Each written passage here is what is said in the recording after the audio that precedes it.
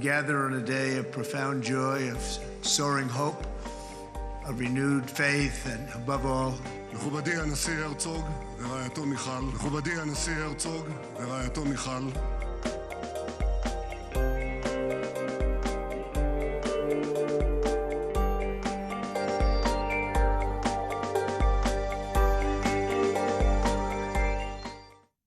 നമസ്കാരം.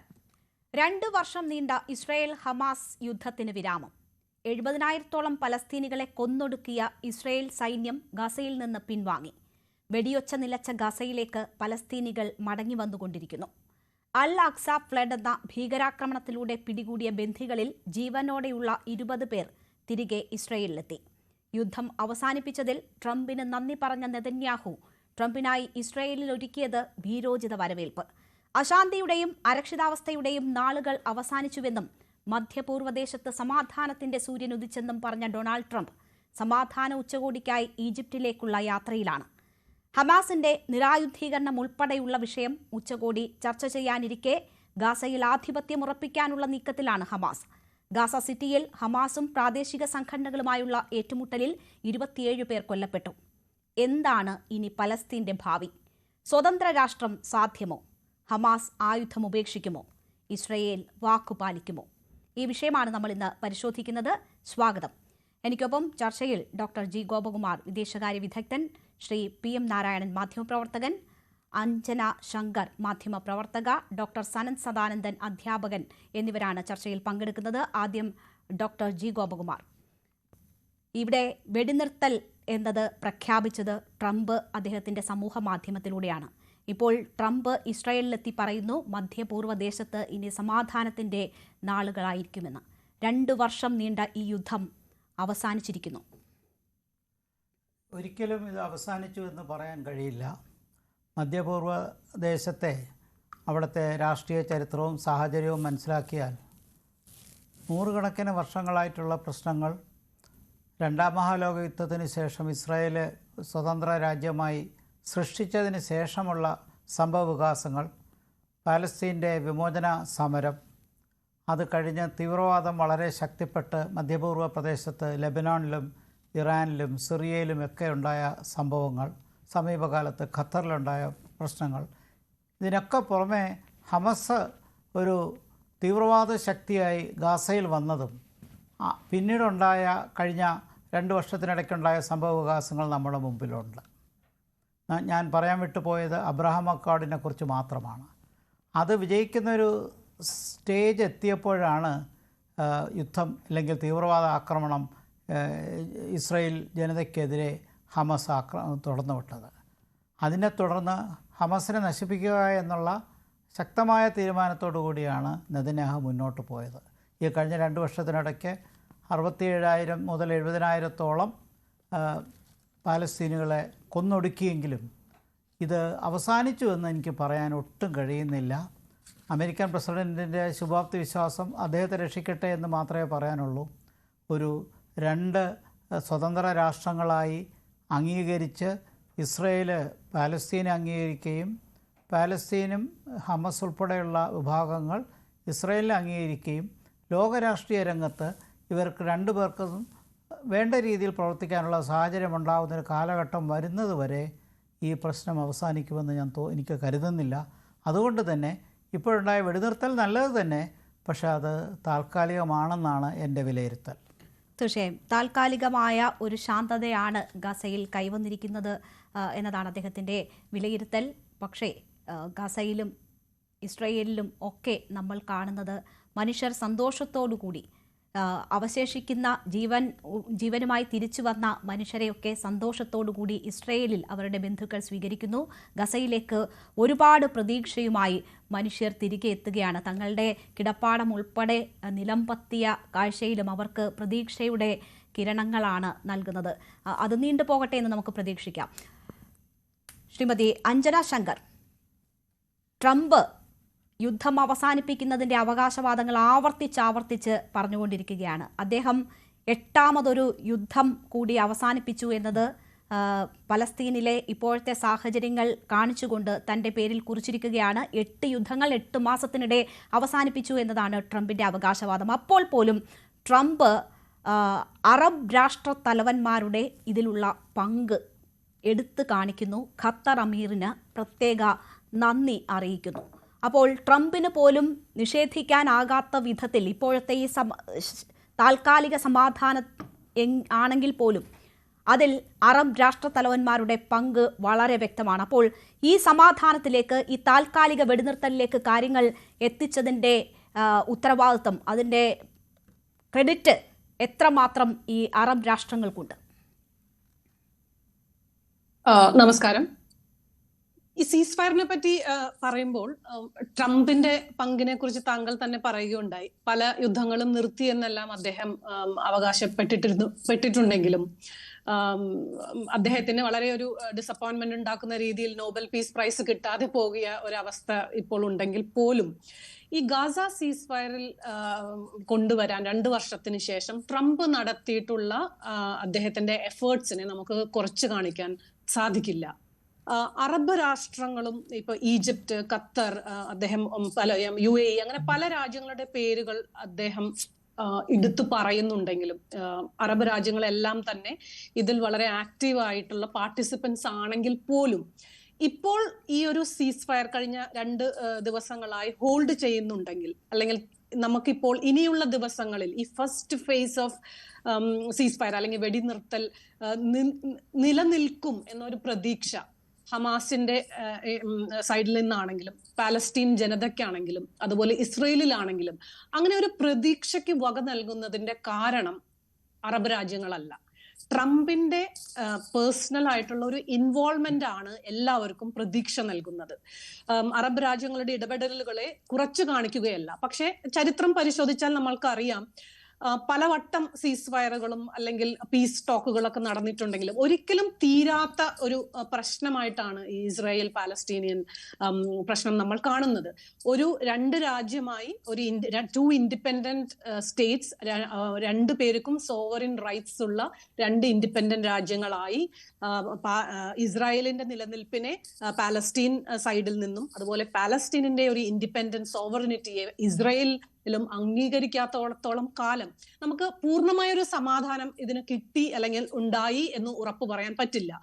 അതാണ് നമ്മളെ ചരിത്രം പഠിപ്പിക്കുന്നത്. പക്ഷെ ഇപ്പോൾ എല്ലാവരുടെ മനസ്സിലും ഒരു പ്രതീക്ഷയ്ക്ക് വകയുണ്ടെങ്കിൽ അതിന്റെ റീസൺ, അതിന്റെ കാരണക്കാരൻ ട്രംപ് തന്നെയാണ്. അത് നമുക്ക് നിഷേധിക്കാൻ സാധിക്കുകയില്ല. കാരണം ഈ ഒരു 2 വർഷത്തോളം സീസ് ഫയർ ചർച്ചകളും ഹമാസ് സീസ് ഫയർ ഉടമ്പടിയിൽ നിന്നും പിന്മാറിയെന്ന് ഇസ്രായേലാണ് സീസ് ഫയർ നടപടി ഒപ്പുവെക്കാത്തത് എന്ന് ഹമാസിന്റെ പക്ഷവും അങ്ങോട്ടും ഇങ്ങോട്ടും വാദങ്ങൾ നടന്നുകൊണ്ടിരിക്കുമ്പോൾ 60,000-ൽ കൂടുതൽ ആളുകൾ മരിച്ചു വീഴുന്ന സമയത്തും ട്രംപിന്റെ ഒരു പേഴ്സണൽ ഗ്യാരണ്ടി വന്നതിന്റെ പുറത്താണ് എന്നാണ് എനിക്ക് മനസ്സിലാക്കാൻ കഴിയുന്നത്. ഹമാസ് ഇസ്രായേലും ഈ ഒരു 20-point പീസ് പ്ലാൻ എഗ്രി ചെയ്തിരിക്കുന്നത്. ഇസ്രായേൽ മാർച്ചിൽ ലംഘിച്ച പോലെ ഈ സീസ് ഫയർ കരാർ ലംഘിക്കില്ല എന്ന് ട്രംപിന്റെ ഒരു പേഴ്സണൽ ഉറപ്പിന്റെ പുറത്താണ് ഹമാസ് വീണ്ടും തിരിച്ചു വന്ന് ഈ ഉടമ്പടിയിൽ ഒപ്പിട്ടിരിക്കുന്നത്. സോ പ്രതീക്ഷ മുഴുവനും Trump is the guarantor of the peace here. തീർച്ചയായും. അപ്പോൾ അറബ് രാഷ്ട്രങ്ങളെക്കാൾ കൂടുതൽ ട്രംപിൻ്റെ ഇടപെടൽ തന്നെയാണ് ഈ ഒരു സാഹചര്യത്തിലേക്ക് നയിച്ചിരിക്കുന്നത് എന്നതാണ് അഞ്ജിത കാണുന്നത്. ശ്രീ PM നാരായണൻ, ഇവിടെ ഇപ്പോൾ ട്രംപ് നൊബേൽ പ്രൈസ് ലക്ഷ്യം വെച്ച് നൊബേൽ പീസ് പ്രൈസ് പ്രഖ്യാപനത്തിന് തൊട്ട് മുൻപ് ഒരു സീസ് ഫയറിലേക്ക് കാര്യങ്ങൾ എത്തിക്കാൻ നടത്തുന്ന അമിതമായ ഇടപെടലാണ്, അല്ലെങ്കിൽ അതിൽ മാത്രം ലക്ഷ്യം വെച്ചുള്ള ഇടപെടലാണ് എന്ന തരത്തിലൊക്കെയാണ് കാര്യങ്ങളെങ്കിൽ ട്രംപ് തന്നെ പറയുന്നു താൻ 2025 അല്ല 26 ലക്ഷ്യം വെക്കുന്നത് എന്ന് പറയുന്നു. അതിലൂടെ ഒരു ആത്മാർത്ഥമായ ഇടപെടലാണ് ട്രംപ് ഇപ്പോൾ നടത്തുന്നത് എന്ന കാര്യമാണോ നമ്മൾ മനസ്സിലാക്കേണ്ടത്? ഇപ്പോൾ ഈജിപ്തിലേക്കുള്ള യാത്രയിലാണ്. അവിടെ ട്രംപിൻ്റെ 20 ദിന നിർദ്ദേശങ്ങളിൽ ബാക്കിയുള്ള കാര്യങ്ങളിൽ ചർച്ചകൾ പുരോഗമിക്കുന്നു എന്നാണ് മനസ്സിലാകുന്നത്. നേരിട്ടെത്തി തന്നെ അദ്ദേഹം ആ ചർച്ചകൾക്ക് നേതൃത്വം വഹിക്കുകയാണ്. നെതന്യാഹു പങ്കെടുക്കില്ല ആ യോഗത്തിൽ എന്ന കാര്യം വ്യക്തമായിരിക്കുന്നു. അപ്പോൾ ഇതൊരു കാട്ടിക്കൂട്ടലല്ല, അതിനുമപ്പുറം ആത്മാർത്ഥമായ ഇടപെടൽ ട്രംപിന്റെ ഭാഗത്തു നിന്നും ഉണ്ട്. അത് ഹമാസിന്റെ നിരായുധീകരണം ഉൾപ്പെടെയുള്ള കാര്യങ്ങളിൽ അത് സാധ്യമാക്കാനുള്ള ഇടപെടലാണ് ട്രംപ് ഇപ്പോൾ നടത്തിക്കൊണ്ടിരിക്കുന്നത്. ഈ ഇത്രയും കാലം ട്രംപ് പറഞ്ഞത് മാറ്റി നിർത്തി കഴിഞ്ഞാൽ ഈ യുദ്ധത്തിൽ ട്രംപിന്റെ ഇടപെടൽ എന്നത് ആത്മാർത്ഥമായി തന്നെയാണ് എന്നുള്ളതാണ് എൻ്റെ അഭിപ്രായം. കാരണം ട്രംപിന്റെ ഇടപെടൽ ഇല്ലായിരുന്നെങ്കിൽ നേരത്തെ അഞ്ജന സൂചിപ്പിച്ച പോലെ ഖത്തറിനെ അറ്റാക്ക് ചെയ്തതിന് ശേഷം ഇത്തരത്തിലുള്ള വലിയൊരു പ്രതിസന്ധി ആ മേഖലയിൽ ഉണ്ടാവുമെന്ന് നമ്മളെല്ലാം കരുതിയതാണ്. പക്ഷെ ആ സന്ദർഭത്തിൽ അറബ് രാജ്യങ്ങളെയും ബാക്കി ഇസ്ലാമിക രാജ്യങ്ങളെയും ചേർത്തുകൊണ്ട് അത് ഒരു വശത്ത് ഇസ്രായേലിനെയും സമ്മർദ്ദത്തിലാഴ്ത്തിക്കൊണ്ട് ഒരു സമവായത്തിലേക്ക് വരാൻ വേണ്ടിയുള്ള ഒരു വേദി ഒരുക്കിയത് ട്രംപ് തന്നെയാണ്. അതിന്റെ ഫലമാണ് നമ്മളിപ്പോൾ കണ്ടത്. എന്തായാലും യുദ്ധം ഇപ്പോൾ തൽക്കാലത്തേക്കെങ്കിലും അവസാനിച്ചു എന്ന് പറയാം. വളരെ വലിയൊരു കാര്യമാണത്.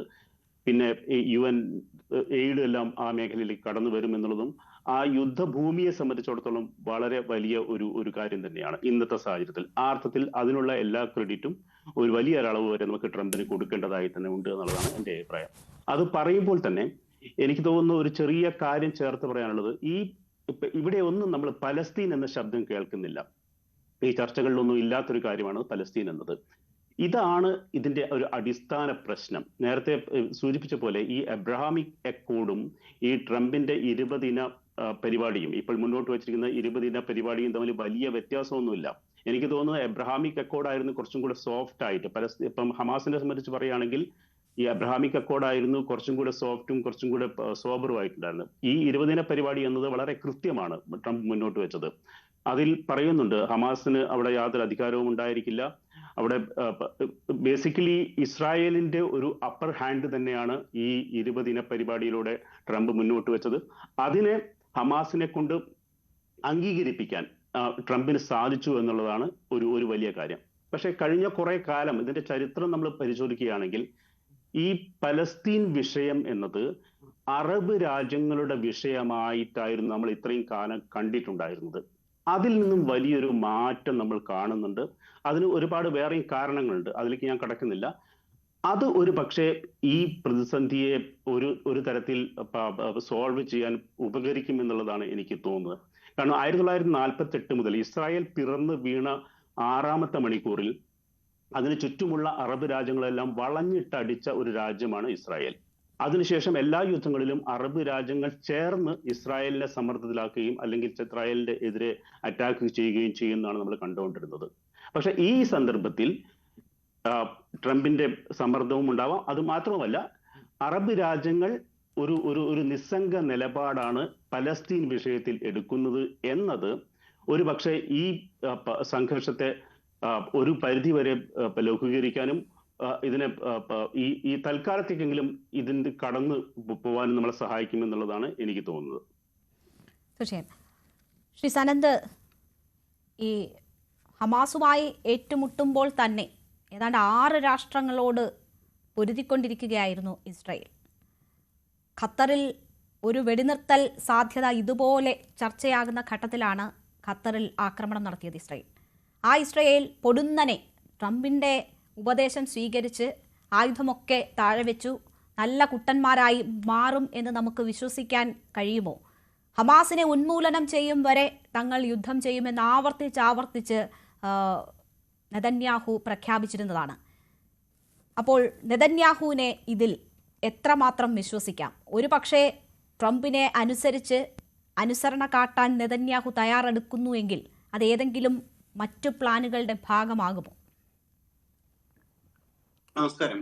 തീർച്ചയായും എനിക്ക് തോന്നുന്നു ഇത് താൽക്കാലികമായിട്ടുള്ള സമാധാനം മാത്രമാണ്. കാരണം ട്രംപിനെ സംബന്ധിച്ച് പെട്ടെന്നൊരു റിസൾട്ട് ഉണ്ടാക്കണം. അതിനപ്പുറത്തേക്ക് നമ്മൾ ഇസ്രായേലിന്റെ ഭാഗത്തുനിന്ന് നോക്കിക്കഴിഞ്ഞാൽ വാസ്തവത്തിൽ കഴിഞ്ഞ 2 വർഷം ഇസ്രായേൽ കൃത്യമായിട്ട് അതിന്റെ പ്രതിയോഗികളെ നേരിടാനായിട്ട് ഉപയോഗിച്ചിട്ടുണ്ട്. നേരത്തെ ഇവിടെ പറഞ്ഞതുപോലെ തന്നെ ഹിസ്ബുള്ളയെ ആക്രമിക്കാനായി ലെബനനിലെ, സിറിയയിലെ ബാഷർ അൽ അസദിന്റെ ഗവൺമെന്റിനെ താഴെയിറക്കാനായിട്ട്, ഇറാനിലെ ആണവ കേന്ദ്രങ്ങൾ തകർക്കാനായിട്ട്, ഇതിന് ഗാസയ്ക്കകത്തുള്ള ഈ പറയുന്ന ഹമാസിന്റെ പരമാവധി നശിപ്പിക്കാനും ആയുധങ്ങൾ ഇല്ലാതാക്കാനും ഒക്കെ ഉപയോഗിച്ചിട്ടുണ്ട്. ആ അർത്ഥത്തിൽ നോക്കുമ്പോൾ ഈ 2 വർഷങ്ങൾ ഇസ്രായേൽ ആക്രമണം നടത്തിയത് ഗാസയ്ക്കകത്ത് മാത്രമല്ല, ആ പ്രദേശത്ത് മുഴുവനാണ്. അപ്പൊ അതിൽ അവർ വിജയിച്ചു എന്ന് ചോദിച്ചു കഴിഞ്ഞാൽ ഒരർത്ഥത്തിൽ ഇസ്രായേലിന്റെ താൽക്കാലികമായിട്ടുള്ള ഒരു വെടിനിർത്തൽ മാത്രമാണ് ഇപ്പോൾ ഉണ്ടായിട്ടുള്ളത്. ഇവിടെ ട്രംപ് പറഞ്ഞു യുദ്ധം അവസാനിച്ചു, സമാധാനം വന്നു എന്നൊക്കെ പറഞ്ഞെങ്കിൽ പോലും ഔദ്യോഗികമായിട്ട് യുദ്ധം അവസാനിച്ചു എന്ന് നെതന്യാഹുവും പറഞ്ഞിട്ടില്ല, ഹമാസിന്റെ ഒരു വക്താക്കളും പറഞ്ഞിട്ടില്ല. അതിനർത്ഥം ഈ യുദ്ധം അല്ലെങ്കിൽ ഈ ഒരു സംഘർഷങ്ങൾ തുടരും എന്ന് തന്നെയാണ്.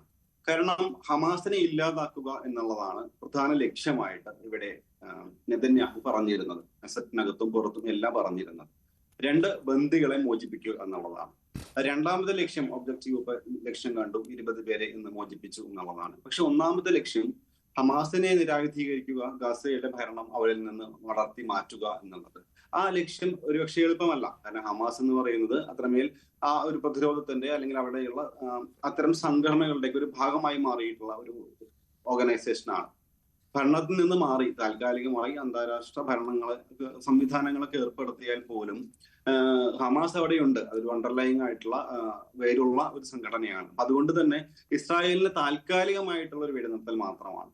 അതിനുള്ള കാരണം ഈ പറയുന്ന രീതിയിലുള്ള ട്രംപിന്റെ പ്രഷർ പ്ലസ് ലോകത്ത് പൊതുവായി ഉണ്ടായിട്ടുള്ള ഇസ്രായേൽ വിരുദ്ധമായിട്ടുള്ള നിലപാടുകൾ, അതിനേക്കാൾ എല്ലാം ഏറെ ഈ ബന്ദികളെ മോചിപ്പിക്കാത്തതിന്റെ പേരിൽ നെതന്യാഹുവിന് ഉണ്ടായിട്ടുള്ള ആഭ്യന്തരമായിട്ടുള്ള വലിയ പ്രഷർ ഉണ്ട്. അത് ഇസ്രായേൽ ഗസറ്റിനകത്തും പൊതുജനങ്ങൾക്കിടയിലും ഒക്കെ ഉണ്ട്. അപ്പൊ താൽക്കാലികമായി അതിൽ നിന്ന് ലക്ഷ്യം മാറാനായിട്ട് സാധിച്ചു എന്നുള്ളതാണ് നെതന്യാഹുവിന്റെ ഒരു വിജയം. ഒരുപക്ഷെ ഇതിന്റെ 2ാം ഘട്ടത്തിലോ 3ാം ഘട്ടത്തിലോ ഒക്കെ പോയി കഴിഞ്ഞാൽ ഇസ്രായേലിന്റെ നയം ഒരുപക്ഷെ ഇങ്ങനെ ആയിക്കൊള്ളണം എന്നില്ല എന്നാണ് ഇപ്പൊ എനിക്ക് തോന്നുന്നത് ഈ വിഷയത്തിൽ. തീർച്ചയായും. ഡോക്ടർ ഗോപകുമാർ, വളരെ കലുഷിതമാണ് ഇസ്രായേൽ പലസ്തീൻ പ്രശ്നം. അത് വർഷങ്ങളായി അങ്ങനെയാണ്. പക്ഷേ എല്ലാത്തിൻ്റെയും തുടക്കം ഒക്ടോബർ 7 അൽ അക്സ ഫ്ലഡ് എന്ന പേരിൽ നടത്തിയ ഭീകരാക്രമണവും ആളുകളെ ബന്ദികളാക്കിയ ഹമാസിൻ്റെ നടപടികളുമാണ്. അപ്പോൾ ആരെയാണ് വിശ്വസിക്കാൻ പറ്റുക എന്നൊരു ചോദ്യമുണ്ടല്ലോ. നെതന്യാഹു ബന്ദികളുടെ കൈമാറ്റത്തിന് ശേഷം വാക്കുമാറ്റുമോ എന്ന ആശങ്ക ഒരു ഭാഗത്ത് നിൽക്കെ തന്നെ നിരായുധീകരണം ഉൾപ്പെടെയുള്ള കാര്യങ്ങളിൽ ഹമാസ് ഇനി സ്വീകരിക്കുന്ന നിലപാട് എന്ത് എന്നത് വളരെ പ്രധാനമാണ്. പക്ഷേ ഇപ്പോൾ ഗസയിൽ നിന്ന് വരുന്ന വാർത്തകൾ എത്രമാത്രം ശുഭകരമാണ്. അവിടെ ഹമാസ് ആധിപത്യം ഉറപ്പിക്കാൻ ശ്രമിക്കുകയാണ്. പ്രാദേശിക സായുധ സംഘങ്ങളുമായി ഏറ്റുമുട്ടൽ നടക്കുകയാണ്. 27 മനുഷ്യർ കൊല്ലപ്പെട്ടു എന്ന വിവരമാണ് വരുന്നത്. നേരത്തെ ഹമാസിനെ തള്ളിക്കളഞ്ഞുകൊണ്ട് ഫത്ത ഉൾപ്പെടെയുള്ള പാർട്ടികൾ രംഗത്ത് വരുന്നത് നമ്മൾ കണ്ടതാണ്. അപ്പോൾ ഹമാസിന് സമാനമായ നിലയിൽ നെതന്യാഹു എന്താണോ ആഭ്യന്തരമായി നേരിടുന്ന പ്രശ്നം, അതുപോലെ തന്നെ ഹമാസും ആഭ്യന്തരമായി ചോദ്യം ചെയ്യപ്പെടുകയാണ്, എതിർക്കപ്പെടുകയാണ്. അവർക്ക് ആധിപത്യം ഉറപ്പിക്കണമെന്ന അഗാധമായ ആഗ്രഹം നിലനിൽക്കുകയുമാണ്. അപ്പോൾ ഹമാസിനെ നമുക്ക് വിശ്വസിക്കാൻ പറ്റുമോ? തീർച്ചയായിട്ടും വിശ്വസിക്കാൻ പറ്റില്ല എന്ന് തന്നെ പറയേണ്ടി വരും. ഹമസിൻ്റെ നേതൃനിരയെ നശിപ്പിക്കാനാണ് നെതന്യാഹു പരമാവധി ശ്രമിച്ചത്. അതിനാണ് ഖത്തറിലുമെല്ലാം ചെന്ന് ബോംബിട്ടത്. മാത്രമല്ല, ഇവർ തീവ്രവാദ ആശയങ്ങളിൽ വിശ്വസിക്കുന്നതുകൊണ്ടും പ്രവർത്തിക്കുന്നത് കൊണ്ടും അവരൊരു മേശയ്ക്ക് അപ്പുറവും ഇപ്പുറവും ഇരുത്തി സംസാരിച്ച് തീർക്കാവുന്ന ചർച്ചയ്ക്ക് വന്നിട്ടുണ്ടെങ്കിൽ പോലും അത്ര ലളിതമായ ഒരു സാഹചര്യമല്ല ഉള്ളത്. ഇവിടെ ചൂണ്ടിക്കാണിക്കപ്പെട്ട 1-2 കാര്യങ്ങൾ. ഒന്ന്, പാലസ്റ്റീൻ അതോറിറ്റി ഇപ്പോൾ വളരെ ദുർബലമാണ്. അവർക്ക് ഒരു ജനാധിപത്യ ശക്തിയും അവർക്ക് അവരുടേതായ പരമാധികാരവും തിരിച്ചു കിട്ടിയാൽ മാത്രമേ ഹമാസിൻ്റെ ശക്തി താഴോട്ട് പോവുകയുള്ളൂ. ഇപ്പോൾ ഹമാസ് ഡോമിനേറ്റ് ചെയ്യുന്നൊരു സാഹചര്യം കുറച്ചു കാലമായിട്ട് നമ്മൾ കാണുന്നുണ്ട്. അത് പാലസ്റ്റീൻ അതോറിറ്റിയുടെ ദുർബലതയാണ് വിളിച്ചു കാണിച്ചത്. ഇത് പറയുമ്പോൾ അമേരിക്ക എന്നും ഇസ്രായേലിനെ പിന്തുണച്ചിട്ടുള്ള ദീർഘകാല ചരിത്രം നമുക്കറിയാം. ഏതെങ്കിലും അമേരിക്കൻ പ്രസിഡന്റ് ശക്തമായി ഇസ്രായേലിനെ തള്ളി പറഞ്ഞിട്ടില്ല. എന്നും ജൂതരാഷ്ട്രം എന്നുള്ള സങ്കല്പത്തിന് അമേരിക്കയ്ക്ക് എന്നും ഒരു സോഫ്റ്റ് കോർണർ ഇസ്രായേലിനോടുണ്ട്. പക്ഷേ ഇപ്പോൾ സാഹചര്യങ്ങൾക്ക് കുറേയൊക്കെ വ്യത്യാസം വന്നിട്ടുണ്ട്. ഇപ്പോൾ ഹമസാണ് ഉത്തരവാദി. 2 വർഷം മുമ്പ് ഒക്ടോബർ 7-ാം തീയതി നടത്തിയ ആക്രമണത്തിനെങ്കിൽ പോലും ഇസ്രായേൽ നടത്തിയ നിഷ്ഠൂരമായ പ്രവർത്തനങ്ങൾ, കുഞ്ഞുങ്ങളെയും മറ്റും നശിപ്പിക്കുന്നതും എല്ലാം നമ്മൾ വളരെ വേദനയോടുകൂടി ടെലിവിഷൻ സ്ക്രീനിലൊക്കെ നമ്മൾ കാണുകയുണ്ടായി. ഇത്രത്തോളം ക്രൂരതയും മനുഷ്യാവകാശങ്ങളും ധ്വംസിക്കപ്പെട്ടപ്പോൾ അമേരിക്കയ്ക്കകത്ത് തന്നെ ആഭ്യന്തരമായി നെതന്യാഹു ചെയ്യുന്നതും ഇസ്രായേലിൻ്റെ നടപടിക്കെതിരെ വിമർശനമുണ്ടായി. മാത്രമല്ല, സമീപകാല സർവേകൾ കാണിക്കുന്നത് നെതന്യാഹുവിനെക്കുറിച്ചും ഇസ്രായേലിനെക്കുറിച്ചുമുള്ള മതിപ്പ് അമേരിക്കയിൽ ഇടിഞ്ഞിട്ടുണ്ട്. ഇപ്പോൾ ട്രംപ് കൊട്ടി ആഘോഷിക്കുന്ന ഈ വിജയം അത് എത്രത്തോളം അമേരിക്കയിലെ ജനങ്ങൾ താല്പര്യപ്പെടുന്നു എന്നുള്ളതാണ് മറ്റൊരു പ്രശ്നം. ഇപ്പോൾ ശീതസമര കാലഘട്ടത്തിനെ പോലെയല്ല ഇപ്പോഴത്തെ അമേരിക്കയിലെ സാഹചര്യം. അകത്ത് സാമ്പത്തികമായിട്ട് പ്രശ്നങ്ങളുള്ള ഒരു പശ്ചാത്തലത്തിൽ മിലിറ്ററി ഇൻഡസ്ട്രിയൽ കോംപ്ലക്സിനെ കൊണ്ട് ആയുധങ്ങളുണ്ടാക്കി ഇസ്രായേലിനെ വിറ്റ് ഇസ്രായേൽ ആക്രമണം ഉണ്ടാക്കുന്ന അങ്ങനെ ഒരു സാഹചര്യമൊക്കെ കുറച്ച് മാറിപ്പോയി. അതുകൊണ്ട് തന്നെ ട്രംപിൻ്റെ ജനകീയത ഈ ഭാവിയിൽ എത്രത്തോളം ഉണ്ടാകുമെന്നുള്ളത് വളരെ വളരെ സംശയമാണ്. പക്ഷേ താങ്കൾ ചൂണ്ടിക്കാണിച്ച ഒരു പ്രധാനപ്പെട്ട കാര്യം അവിടെ നിൽക്കുന്നുണ്ട്. എന്താണ് ഹമസിൻ്റെ ഭാവി എന്നുള്ളതാണ്. അപ്പോൾ അവരുദ്ദേശിക്കുന്ന രീതിയിൽ തീവ്രവാദം തുടർന്നും കൊണ്ടുപോയാൽ ഏത് നിമിഷവും ഇപ്പോൾ ചൂണ്ടിക്കാണിച്ചില്ലേ, അവർ 25 പേരെയാണ് കൈമാറ്റം ചെയ്തത്. നമ്മൾ പ്രതീക്ഷിച്ചത് കുറഞ്ഞത് 52 ജൂത പൗരന്മാരെ കൈമാറ്റം ചെയ്യുമെന്നാണ്. അതുണ്ടായില്ല. പാലസ്തീനികളെ 20 പേരെ ജീവനോടെ ഉള്ളൂ, മറ്റുള്ളവർ മരിച്ചു, അവരുടെ ബോഡി കൈമാറും എന്നതാണ്. അപ്പോൾ അതിൻ്റെ അർത്ഥം എന്താണ്? വളരെ ക്രൂരമായ നടപടി തന്നെയാണ് ഹമസിൻ്റെ പാർട്ടിൽ നിന്നുള്ളത്. ഇസ്രയേലും അതുപോലെ ഒട്ടും മോശമല്ല, അതുപോലെ തിരിച്ചടിക്കുന്ന ഒരു സമൂഹം തന്നെയാണ്. അതുകൊണ്ട് ഈ വെഞ്ചൻസ് അത്ര പെട്ടെന്ന് മാറ്റിക്കളയാൻ പറ്റില്ല. ഇപ്പോൾ ട്രംപിന് നോബൽ സമ്മാനം കിട്ടാൻ വേണ്ടി ഇത്തവണ കിട്ടിയില്ലെങ്കിൽ അടുത്ത തവണ എന്നുള്ള നിലയിൽ അദ്ദേഹം ലളിതമായി നടത്തുന്ന ഈ നടപടികളൊന്നും അതിൻ്റെ ചരിത്രത്തിനോട് നീതി കാണിക്കുന്ന രീതിയിലല്ല. ഇപ്പോൾ നമുക്കറിയാം, ഇത് 80ാമത്തെ വർഷം ആഘോഷിക്കാൻ ഇനി കേവലം 10-15 ദിവസം മാത്രമേ ഉള്ളൂ ഐക്യരാഷ്ട്രസഭയ്ക്ക്. പക്ഷേ ഇത്രയും ദുർബലമായ ഒരു ഐക്യരാഷ്ട്രസഭ നമ്മൾ ലോകത്ത് എപ്പോഴെങ്കിലും കണ്ടിട്ടുണ്ടോ? അപ്പോൾ മീഡിയേറ്റ് ചെയ്യാൻ ആരുമില്ലാത്തൊരു സാഹചര്യത്തിൽ തീർച്ചയായിട്ടും ട്രംപിനൊരു അപ്പർ ഹാൻഡ് കിട്ടി എന്നുള്ളതല്ലാതെ ഇത് ശാശ്വതമായൊരു പരിഹാരത്തിലേക്ക് വളരെ പെട്ടെന്ന് എത്തുന്ന ഒരു യുദ്ധമല്ല, ഒരു തർക്കമല്ല. നമ്മൾ നേരത്തെ ചൂണ്ടിക്കാണിച്ച ആ ഒരു സാഹചര്യമാണ്. സ്വതന്ത്രമായ 2 രാജ്യങ്ങൾ പരസ്പരം അംഗീകരിച്ച് ലോകരാഷ്ട്രങ്ങളെന്ന് മനസ്സിലാക്കി ആ നിലയിലേക്ക് എത്തുമ്പോൾ ആ തീവ്രവാദത്തെ ന്യൂട്രലൈസ് ചെയ്യുന്ന രീതിയിലേക്ക് ഹമാസിനെ കൊണ്ടുവന്നാൽ മാത്രമേ ഇതിനൊരു അവസാനം ഉണ്ടാവുകയുള്ളൂ. അതല്ലാതെ ഇപ്പോഴത്തെ ഈ സാഹചര്യത്തിൽ വളരെ വെഞ്ചൻസോടുകൂടി നിൽക്കുന്ന ഹമസ് മറ്റൊരു ആക്രമണം കുറച്ച് കഴിഞ്ഞ് നടത്തില്ല എന്ന് ആര് കണ്ടു? അബ്രഹാമിക് അക്കോർഡിനെ നശിപ്പിക്കാൻ തന്നെയാണല്ലോ ഒക്ടോബർ 7 2000-ഓളം വരുന്ന, അല്ലെങ്കിൽ അതിനടുത്തോ 1500-അപ്പുറം വരുന്ന ജൂതന്മാരെ കൊന്നൊടുക്കിയതും ആ യുദ്ധം വീണ്ടും തുടർന്നതും. അതുകൊണ്ട് എനിക്കിതിൽ ഇപ്പോഴത്തെ സാഹചര്യത്തിൽ ഞാൻ ഇത് വലിയൊരു ഭാവി കാണുന്നില്ല. ഹമസിനെ പോലത്തെ തീവ്രവാദ സംഘടന ഇത്ര നിൽക്കുമ്പോൾ പാലസ്തീൻ അതോറിറ്റിക്ക് ശക്തിയില്ലാത്തൊരു സാഹചര്യം, ശരിക്കും നെതന്യാഹുവിനെ പോലെ വളരെ വലതുപക്ഷ ചിന്താഗതിയും അതോടൊപ്പം ആക്രമിച്ചാൽ ഹമസിനെ പൂർണ്ണമായി നശിപ്പിക്കണമെന്നുള്ളതാണ്. ഇതത്ര എളുപ്പം നടക്കുന്ന കാര്യമല്ല. കാരണം പാലസ്തീനികളുടെ ആ ഭൂമിശാസ്ത്രപരമായ ഒരു ശക്തി, അല്ലെങ്കിൽ അതോടൊപ്പം തന്നെ ഡെമോഗ്രാഫിക്കായിട്ടുള്ള അവർക്കുള്ള ചില ഫാക്ടേഴ്സ് ജൂതന്മാരുമായിട്ട് തട്ടിച്ചു നോക്കുമ്പോൾ എണ്ണത്തിൽ ഒട്ടും കുറവല്ല. പക്ഷേ പാലസ്തീനുകൾ എല്ലാവരും തീവ്രവാദികളല്ല താനും. അപ്പോൾ അതുകൊണ്ട് ഒരു 2 സ്റ്റേറ്റ് സൊല്യൂഷൻ സമാധാനത്തിൽ കൊണ്ടുവരുന്നൊരു സാഹചര്യം വന്നാലേ ഇതിനൊരു അറുതി ഉണ്ടാവുകയുള്ളൂ. ചരിത്രം എന്തൊക്കെ പറഞ്ഞാലും, ഇസ്രയേലിന് എന്തൊക്കെ ന്യായങ്ങൾ പഴയ ചരിത്രത്തിലുണ്ട് എന്ന് പറഞ്ഞാലും, ഇത് അവസാനിക്കണമെങ്കിൽ ഒരു ഇൻഡിപെൻഡൻറ്റ് പാലസ്തീൻ സ്റ്റേറ്റ് ഇസ്രയേൽ അംഗീകരിക്കുന്നൊരു സാഹചര്യത്തിൽ, മറിച്ച് മറുവശത്തും അതേപോലെ ഒരു റെസിപ്രോസിറ്റി ഉണ്ടായാലേ ഇതിന് അവസാനം ഉണ്ടാവുള്ളൂ. നമ്മൾ പ്രതീക്ഷിച്ചത് അബ്രഹാമിക് അക്കോർഡിലായിരുന്നു, അത് തകർത്ത് കളഞ്ഞു. ഞാനിതിനെ ഒരു താൽക്കാലിക വെടിനിർത്തലായിട്ട് മാത്രമേ കാണുന്നുള്ളൂ. തീർച്ചയായും ശാശ്വത പരിഹാരം എന്നത് സ്വതന്ത്ര പലസ്തീൻ സ്റ്റേറ്റ് നിലവിൽ വരിക എന്നതാണ്. പക്ഷേ ട്രംപ് മുന്നോട്ട് വെച്ചിരിക്കുന്ന 20 ദിന പദ്ധതിയിൽ അതിന് മതിയായ നിർദ്ദേശങ്ങൾ ഇല്ല എന്നതാണ് അതിൻ്റെ പ്രധാന ന്യൂനതയും. നമുക്ക് 2ാം ഘട്ടത്തിൽ ആ വിഷയം വിശദമായി തന്നെ പരിശോധിക്കാം. അഞ്ജന ശങ്കർ, ഈജിപ്തിൽ എന്ത് സംഭവിക്കും എന്നാണ് ലോകം ഇപ്പോൾ ഉറ്റുനോക്കുന്നത്? 20 ദിന പദ്ധതി മുന്നോട്ട് വെച്ചതിൽ ആദ്യത്തെ ബന്ദി കൈമാറ്റവും വെടിനിർത്തലും മാത്രമാണ് സാധ്യമായിട്ടുള്ളത്. ഗാസയുടെ പുനരുജ്ജീവനം, ഹമാസിന്റെ നിരായുധീകരണം, പലസ്തീൻ്റെ ഭാവി എന്നീ വിഷയങ്ങൾ വളരെ പ്രധാനപ്പെട്ടതാണ്. അതിലടിസ്ഥാനപ്പെടുത്തിയായിരിക്കും ഈ വെടിനിർത്തൽ കരാറിൻ്റെ അല്ലെങ്കിൽ വെടിനിർത്തലിൻ്റെ ദൈർഘ്യം എന്ത് എന്നത് തീരുമാനിക്കപ്പെടുക. ഷറമു ഷൈഖിൽ പ്രധാനപ്പെട്ട നേതാക്കളെല്ലാം ഉണ്ട്. ഇന്ത്യക്ക് ക്ഷണമുണ്ടായിരുന്നെങ്കിലും പോയില്ല. പക്ഷേ UN സെക്രട്ടറി ജനറൽ ഉൾപ്പെടെ ബ്രിട്ടീഷ് പ്രധാനമന്ത്രി, തുർക്കി പ്രസിഡന്റ്, സ്പെയിൻ പ്രധാനമന്ത്രി എല്ലാം ഇവിടെ ഈ യോഗത്തിൽ പങ്കെടുക്കുന്നുണ്ട്. നമുക്ക് അവിടെ നിന്നൊരു ശുഭകരമായ വാർത്ത പ്രതീക്ഷിക്കാൻ കഴിയുമോ? ഒരു ശാശ്വത പരിഹാരത്തിനുള്ള നിർദ്ദേശങ്ങൾ ഉറപ്പാക്കാൻ ഈ നേതാക്കൾക്ക് കഴിയുമോ? ലോകം മുഴുവൻ ഇപ്പോൾ ഉറ്റുനോക്കുന്നത് ഈജിപ്തിലോട്ട് തന്നെയാണ്. കാരണം എന്തായിരിക്കും ഈ സമ്മിറ്റിൽ നിന്ന് എന്ത് സൊല്യൂഷനാണ് ഉണ്ടാകാൻ പറ്റുക എന്നത്. ഇപ്പോൾ ഈ ആദ്യത്തെ ഫേസിലുള്ള സീസ് ഫയർ, വെടിനിർത്തൽ എന്ന് പറയുന്നതാണ് ഏറ്റവും ഈസി ആയിട്ടുള്ള, ഏറ്റവും എളുപ്പമായിട്ടുള്ള ഒരു ഫേസ് ആണ് നമ്മൾ ഇപ്പോൾ കടന്നുപോയിക്കൊണ്ടിരിക്കുന്നത്. പക്ഷെ ഇതിൽ ഏറ്റവും ഡിഫിക്കൽട്ട് അല്ലെങ്കിൽ ഏറ്റവും കഠിനമായിട്ടുള്ള ഫേസിലോട്ടാണ് ഇനി പാലസ്തീനിന്റെ ഭാവി എന്തായിരിക്കും എന്ന് തീരുമാനിക്കാൻ പോകുന്നത്. അത് താങ്കൾ പറഞ്ഞതുപോലെ തന്നെ ഹമാസിന്റെ ഡിസാർമമെന്റും അതുപോലെ ഗാസയുടെ റീബിൽഡിങ്ങും. ഇതിൽ ഹമാസിന്റെ ഡിസാർമമെന്റ് ആണ് ഒരു ഏറ്റവും ഡിഫിക്കൽട്ട് ആയിട്ടുള്ള ഒരു question. Nobody can predict it. കാരണം ഹമാസ് എന്ന് പറയുന്ന ഒരു ഓർഗനൈസേഷൻ അതൊരു ആംഡ് റെസിസ്റ്റൻസ് ഗ്രൂപ്പാണ്. ഇസ്രായേലിന്റെ ഓക്യുപ്പേഷന് എതിരെ രൂപീകരിച്ചിട്ടുള്ള ഒരു ആംഡ് റെസിസ്റ്റൻസ് ഗ്രൂപ്പായ ഹമാസിന് ആയുധം കീഴടങ്ങിയാൽ, ആയുധമില്ലാത്ത ഒരു ഹമാസ് എന്ന് പറയുമ്പോൾ അത് ഹമാസ് ആകില്ല. അവരുടെ ഒരു ഐഡന്റിറ്റി എന്ന് പറയുന്നത് അവരുടെ ആർമമെന്റ് ആണ്.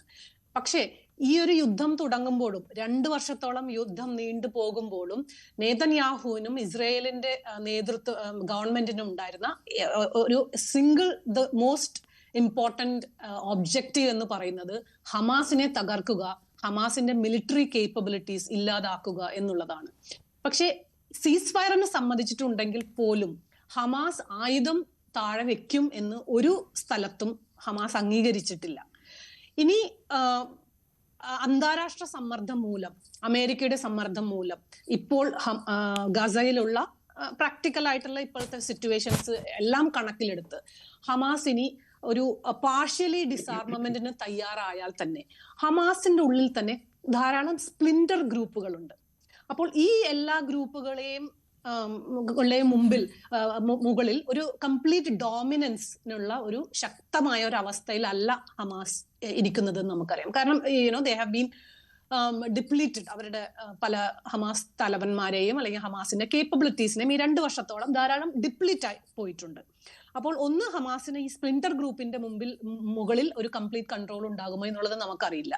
രണ്ടാമത്, ഹമാസ് പോരാളികളുടെ ഇടയിൽ തന്നെ ഇവർ ഡിസാർമമെന്റ് ചെയ്തു കഴിഞ്ഞാൽ ഗസയിലുള്ള ആളുകൾ തങ്ങളുടെ നേരെ തിരിയുമോ എന്നുള്ളൊരു ഭയം ഉണ്ട് എന്നുള്ളത് വളരെ വ്യക്തമാണ്.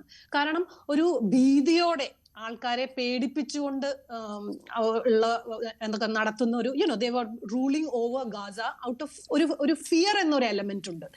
അത് ആംസ് ഉള്ളത് കൊണ്ടാണ്. അവരുടെ ഈ ആയുധങ്ങൾ കീഴടക്കി കഴിഞ്ഞിട്ടുള്ള ഒരു ഹമാസിന് എങ്ങനെ ഒരു നിലനിൽപ്പ് ഉണ്ടാകും എന്നുള്ളത് വലിയൊരു ചോദ്യമാണ്. അതുകൊണ്ട് ഹമാസ് ആയുധം പൂർണ്ണമായി കീഴടക്കുമെന്ന് താഴെ വെക്കുമെന്ന് ഞാനിപ്പോൾ വിശ്വസിക്കുന്നില്ല.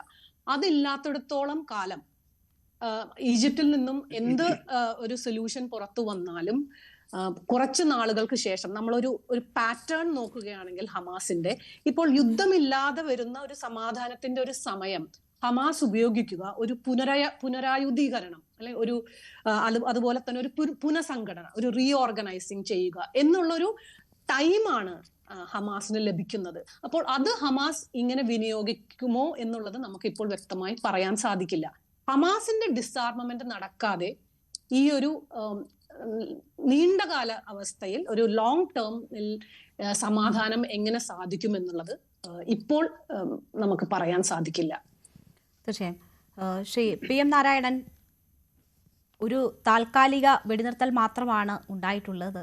യുദ്ധം അവസാനിപ്പിക്കാനോ ഒരു സമാധാന കരാറിൽ ഒപ്പിടാനോ ആയിട്ടില്ല എന്നതൊരു വസ്തുതയാണ്. അപ്പോൾ പോലും അതിൻ്റെ ക്രെഡിറ്റ് സ്വന്തം പേരിൽ ട്രംപ് എഴുതി കഴിഞ്ഞിരിക്കുന്നു. 8 യുദ്ധം അവസാനിപ്പിച്ചു എന്ന് പറഞ്ഞിരിക്കുന്നു.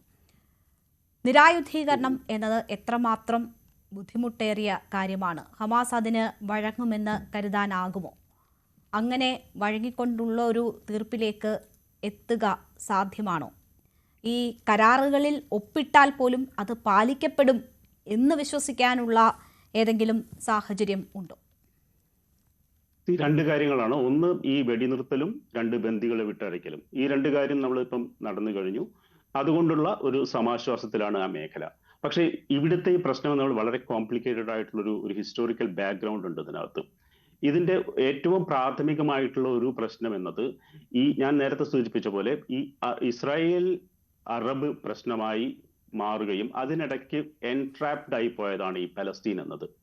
അതിന് ചെറിയ മാറ്റം വന്നിട്ടുണ്ട് ഇപ്പോൾ എന്നുള്ളതൊരു വസ്തുതയാണ്. എന്ന് വെച്ചാൽ ഞാൻ പറയാൻ ഉദ്ദേശിക്കുന്നത്, അറബ് ലോകത്തിന് പലസ്തീൻ എന്നത് വലിയൊരു വിഷയമല്ല. അത് ഞാൻ ആദ്യം പറഞ്ഞു. അതുകൊണ്ടാണ് ഒരു എബ്രഹാമിക് അക്കോർഡിന് അറബ് ലോകം തയ്യാറായത്. അത് ആയുധം ഇല്ലാതാക്കുക എന്നുള്ളത് വലിയ പ്രശ്നമുള്ള കാര്യം തന്നെയാണ്. പക്ഷെ ഒരു ലോകം വലിയ രീതിയിൽ മാറിയിട്ടുണ്ട്. ആ മാറിയ സാഹചര്യത്തിൽ അറബ് ലോകത്തിന്റെ ഒരു സപ്പോർട്ട്, ഒരു ടാസിറ്റ് സപ്പോർട്ട് ഇല്ലാതെ ഹമാസിനോ ഹൂതിക്കോ അല്ലെങ്കിൽ ഒരു ഇത്തരത്തിലുള്ള ഭീകരവാദികൾക്കോ ആ മേഖലയിൽ നിലനിൽക്കാൻ സാധിക്കുകയില്ല എന്നുള്ളതാണ് ഒരു വസ്തുത. എന്തുകൊണ്ട് അറബ് ലോകം ഇപ്പോൾ ഇവരെ കൈയൊഴിയുന്നു എന്നൊരു ചോദ്യത്തിന് കൂടി ഒരു ഉത്തരം പറയാം. കാരണം അറബ് ലോകത്തിന്റെ ശക്തി എന്നത് അവരുടെ ഓയിലായിരുന്നു. ഓയിലിന്റെ ബാർഗെയിനിങ് പവർ ഉണ്ടായിരുന്നു അവർക്ക്. അതായത് ഓയിലിന്റെ ഒരു തരത്തിലുള്ള വിലപേശൽ കഴിവ് ഇന്നത്തെ സാഹചര്യത്തിൽ വളരെ മിനിമലാണ്. കാരണം അമേരിക്ക ഇൻഡിപെൻഡന്റ് ആണ്, റഷ്യക്ക് ഓയിൽ ഉണ്ട്. ലോകത്ത് പല സ്ഥലത്തും ഓയിൽ എന്നത് അത്ര വലിയ ഒരു ആവശ്യമുള്ള വസ്തു അല്ലാതായി മാറുന്നുണ്ട്. കാരണം റിന്യൂവലിലേക്ക് ലോകം മാറിപ്പോകുന്നുണ്ട്. അതുകൊണ്ട് തന്നെ ഇവരുടെ ഒരു ബാർഗെയിനിങ് പവർ ഉണ്ടായിരുന്നു ഇത്രയും കാലത്തും. അത് ഇല്ലാതായതോടുകൂടെ ആ മേഖലയ്ക്ക് മൊത്തം വലിയ രീതിയിൽ മറ്റ് വികസന മേഖലകളിലേക്ക് മാറേണ്ടതായിട്ടുണ്ട്. ഇപ്പൊ UAE-യിലും സൗദി അറേബ്യയിലൊക്കെ അഞ്ജനയ്ക്ക് കൂടുതൽ അറിയാൻ പറ്റും. അവരുടെ മൊത്തം സ്ട്രാറ്റജി തന്നെ മാറിയിട്ടുണ്ട് കഴിഞ്ഞൊരു 8 വർഷത്തിനുള്ളിൽ നോക്കുകയാണെങ്കിൽ. ഈ കോണ്ടെക്സ്റ്റിലാണ് ഞാൻ പറയുന്നത്, അതായത് it's better for them not to support this kind of jihadis. ജിഹാദികളെ സപ്പോർട്ട് ചെയ്യുന്നതിനേക്കാൾ നല്ലതാണ് അവിടെ സമാധാനത്തെ, ഈവൻ പലസ്തീൻ കോസിനെ ബലി കഴിച്ചുകൊണ്ടാണെങ്കിൽ പോലും അവിടെ ആ മേഖലയിൽ സമാധാനം കൊണ്ടുവരികയാണെങ്കിൽ അതിനെ ആ അറബ് മേഖല ഇന്നും ട്രംപിന്റെ ഈ പ്രസംഗത്തിന് മുഴുവൻ അദ്ദേഹം ഊന്നി പറഞ്ഞൊരു കാര്യം മിഡിൽ ഈസ്റ്റ് എന്നാണ്. ഒരു സ്ഥലത്ത് പോലും അദ്ദേഹം ഈ പലസ്തീൻ എന്ന ശബ്ദം ഉപയോഗിച്ചില്ല. ഗാസ എന്നത് വളരെ ഒരു പ്രാവശ്യം പറഞ്ഞിട്ടുണ്ട്. അത് എന്താണ്, ചെറിയൊരു ഭൂമിയല്ല, വളരെ ചെറിയൊരു മേഖലയിൽ ഇത്രയും വലിയ പ്രശ്നം ഉണ്ടാക്കേണ്ട കാര്യമുണ്ടോ എന്നുള്ളതൊക്കെയാണ് ട്രംപ് ചോദിച്ചത്. ഇന്നത്തെ പ്രസംഗത്തിൽ തന്നെ നമ്മൾ വളരെ കൃത്യമായിരുന്നു ആ കാര്യം. അമേരിക്ക എന്നുള്ളത് പറഞ്ഞത് ഇസ്രായേലിന്റെ ഒരു എക്സ്റ്റൻഷനാണ്, അല്ലെങ്കിൽ അത് തിരിച്ചുമാണ്. അമേരിക്കയുടെ ഒരു എക്സ്റ്റൻഷനാണ് ഇസ്രായേൽ എന്നുള്ളത് നമുക്ക് യാതൊരു സംശയമില്ലാത്ത കാര്യമാണ്. നോബൽ പ്രൈസ് കിട്ടിയിട്ടില്ലെങ്കിൽ പ്രശ്നമില്ല, ഞങ്ങളുടെ ഏറ്റവും വലിയ എന്താ പറയുക, ഇസ്രായേലിന്റെ രാജ്യത്തിന്റെ ഏറ്റവും വലിയ സമ്മാനമാണ് ഇന്ന് ട്രംപിന് കൊടുത്തിരിക്കുന്നത്. അത് മാത്രമല്ല, ഇന്ന് ആ പാർലമെന്റിൽ നടക്കുന്ന ഡിസ്കഷൻ, അവരുടെ ബോഡി ലാംഗ്വേജ് ഒക്കെ നോക്കി കഴിഞ്ഞാൽ ദേ ആർ വൺ, യാതൊരു സംശയവും ഇല്ല ആ കാര്യത്തിനകത്ത്. അങ്ങനെയുള്ള ഒരു സാഹചര്യത്തിൽ ഹമാസ് എന്നുള്ളത് ഒരു ഭീകരവാദ സംഘടനയ്ക്ക് മറ്റ് അറബ് രാജ്യങ്ങളുടെ സപ്പോർട്ട് ഇല്ലാതെ നിലനിൽക്കാൻ പറ്റുമോ എന്നുള്ള വലിയൊരു ചോദ്യമുണ്ട്. ഈ മേഖലയിൽ ഇറാൻ മാത്രമാണ് ഇതിൽ നിന്ന് മാറി നിൽക്കുന്നത്. ബാക്കി എല്ലാ രാജ്യങ്ങളും ഒരു പരിധി വരെ, അതിലേക്ക് വേറെ പല സമ്മർദ്ദങ്ങളും ഉണ്ടാവാം, ചേർന്നിരിക്കും. 20 രാജ്യങ്ങളിൽ ഇപ്പൊ കൂടുന്ന ഈജിപ്തിൽ നടക്കുന്ന മീറ്റിങ്ങുകളിൽ അറബ് രാജ്യങ്ങളും മറ്റു മുസ്ലാമിക രാജ്യങ്ങളും എല്ലാം ചേർന്നിരുന്നാണ് ഈ ചർച്ച ചെയ്യുന്നത്. സോ ആ മേഖലയിൽ സമാധാനത്തിന്റെ ആവശ്യമുണ്ട്. അതായത് ജിഹാദി, എത്ര കാലമാണ് നിങ്ങൾക്ക് ഈ ജൂതവിരോധം കൊണ്ട് നടക്കാൻ പറ്റുക? കഴിഞ്ഞ 10-100 വർഷമായിട്ട് ഈ ജൂതവിരോധത്തിന്റെ അടിസ്ഥാനത്തിലായിരുന്നു ആ മേഖല രാഷ്ട്രീയം മുഴുവൻ തിരിഞ്ഞിട്ടുണ്ടായിരുന്നത്. അതുകൊണ്ട് മാത്രം കാര്യമില്ല എന്നുള്ളൊരു തോന്നല് എനിക്ക് തോന്നുന്നു ഈ സമൃദ്ധമായിട്ടുള്ള അറബ് രാജ്യങ്ങൾക്കെങ്കിലും തോന്നുന്നുണ്ട്. അതിന്റെ ബാക്ക്ഗ്രൗണ്ടിലാണ് ഈ എബ്രഹാമിക് അക്കോർഡ് വന്നത്.